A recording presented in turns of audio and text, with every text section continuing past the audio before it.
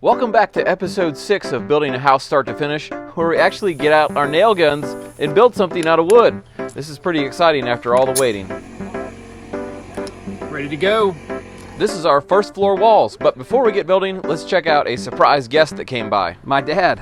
Those toenails missed there. There's two right there. Oh, thanks, Dad. Thanks for coming out today. Jeez. Welcome to my childhood. Our first step today was to lay down this foam sill sealer. It fills any small gaps that might be between the bottom plate and the concrete slab. These are the bottom plates made out of pressure-treated wood. We lay them next to the bolts and mark out the bolt locations, then we can drill them out with a bit. Even though it's tempting to drill these holes way oversized to make the plate go on easily, that's not a good idea because the washer won't catch as well. So I noticed you're not wearing your hand guard. What's up with that? Yeah. You're supposed to wear that.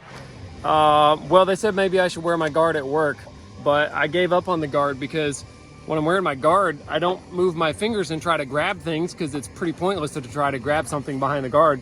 But anyway, I really want to get my movement back in my hand, and so I need to be using my fingers and my grip, even though it hurts, to make sure that I don't get stiff and not get my range of motion back. Okay. Yeah. Good enough. After crowning a few studs to see which way they were bowed, we laid out the top plate based on our bottom plate marks, and it was actually time to frame a wall. Let's do it. On this wall, we're using 93-inch studs to make an 8-foot tall wall, and we're using 2 nail guns on this wall. We'll show you why. All right, we're nailing our first wall together. The bottom plate is pressure treated, all right? So we're using these galvanized nails on the bottom plate because the corrosiveness of the treatment of the pressure treated wood will rust a standard non-galvanized nail. We're using standard non-galvanized nails everywhere else. Bottom plate. That's a standard. There you go. These are called brights. These are hot dip galvanized. And we're assembling these walls on the slab, as you can see, which is down on the ground basically. I'm going to show you a quick trick over here. When I hold my nail gun to do this type of framing, if you shoot with your trigger finger, you can see your wrist is at this super weird angle all day shooting. What I like to do is move my thumb around and shoot like this. Use your thumb, and it keeps your wrist nice and straight so you don't break your wrist by the end of the day. Trust me, that'll happen. Like most framers, we use 1-letter abbreviations for all the parts of the wall, and if we need to move something, we go over it in magic marker so that we know that was the final answer. And if you're going to be bent over framing walls all day, it's a great idea to put sunscreen on your neck if you can find it. Once we had framed some window openings with king studs and jack studs, it was time to lay out the sill plate. A great way to save time while doing this is to actually lay it against the bottom plate and just trace the layout. It went so easy.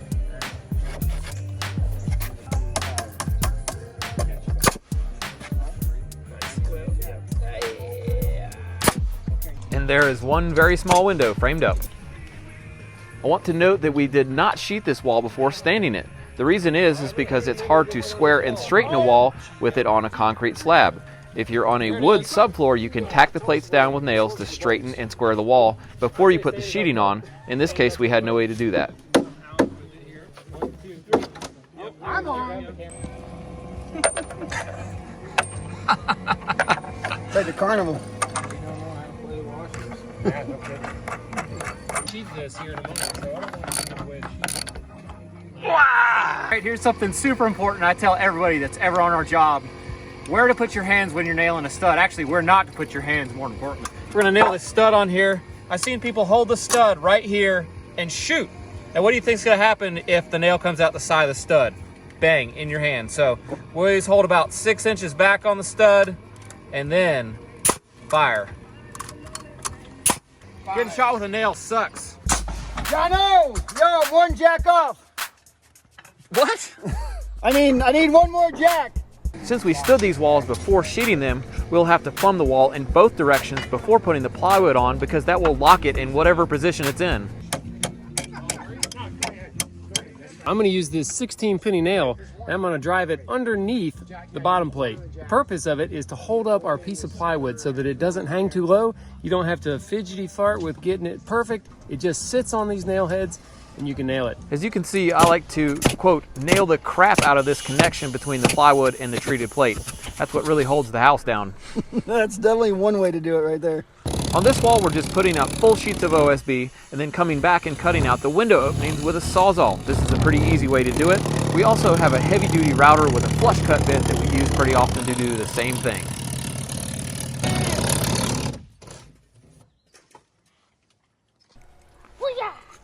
For the openings on load-bearing walls, we're using these box headers. We're making them go all the way to the top plate so that we don't have to put tiny cripples in. It takes a lot of time, and sometimes you can't get them as tight. This is the kitchen wall at the back side of the house. The rafters will angle up from here to the front wall of the house, making it about 56 inches higher than this back wall. Yo, Rowan, duck out. I'm right above you, bud. If there's somebody right above you working, just duck out. You don't want that on your head. Hey, dude, be careful, because Eric's the worst with dropping stuff on people. Yeah, I heard.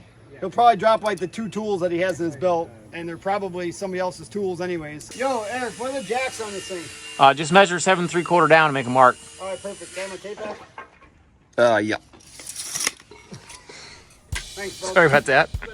This is a wall partition, and we'll use it on most of the wall intersections in the house. And here are some studs laid into place, ready to nail. Notice, this is so important, all of the crowns are up. If you alternate the crown of your boards in the wall, your finished wall may look like a wave. Also, it's a great idea to stagger your joints on the sheeting when it's possible. Yeah, that's definitely one way to do it. It's also crucial to space this type of OSB sheeting so that when it swells with a little bit of moisture, it doesn't buckle against itself. We nail this type of sheathing on an 8-inch nail spacing, and we make sure not to shoot the nails too deep so they actually hold.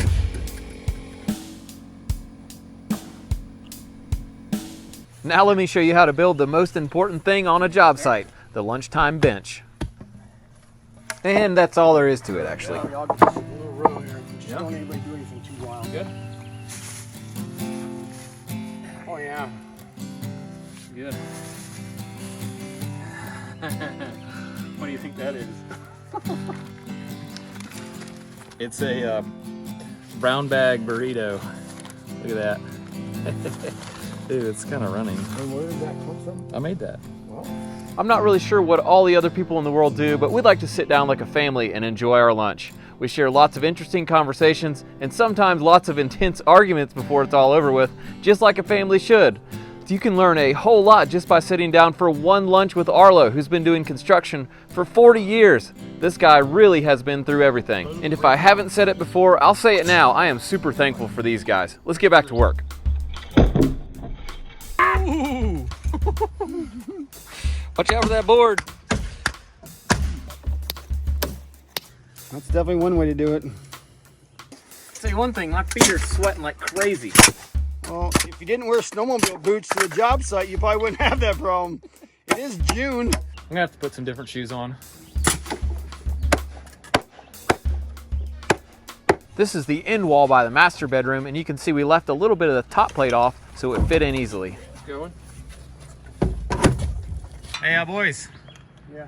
We got a couple shiners up here. That's one way to do it. Both, New guys. Okay, it's time.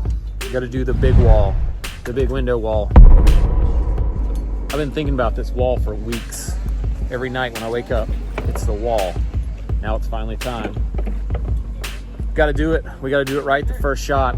No pressure, just somebody decided to put this all on YouTube. So you have to get it right the first shot where everybody sees it in the world. No big deal. We got this. We got this.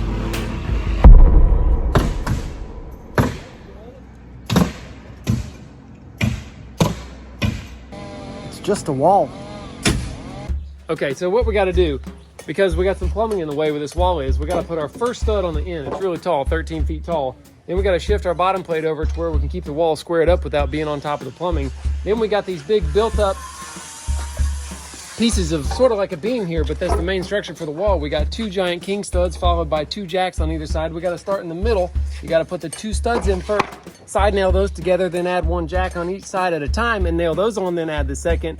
If you put them all in the way at the same time, you'll never get it nailed together. I mean, everybody knows that. I'm lifting, boys.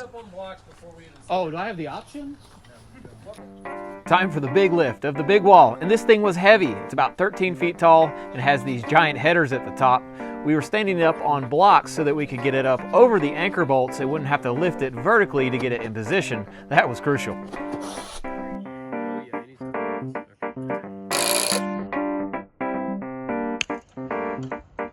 was fun. You weren't scared at all? No, come on now. I ain't scared of nothing, bub. Piece of cake, no problem. That was super scary and sketchy. All lies. Everything they said. Who in the world sharpened this thing? Are you kidding me? I think Chase did it. It wasn't me. Dude, this is the worst pencil sharpening I've ever seen. That will never pass in my book. I think a beaver got it. Look over here. Oh yeah, I see the teeth marks. Oh, for sure. Definitely wildlife. Some kind of wildlife got a hold of that. What they say? What do they say? That's one way to do it. That is one way to do it. Thanks for watching our video today. Remember to check out the link in our description to True Work Performance Workwear, and remember to subscribe if you've enjoyed this video.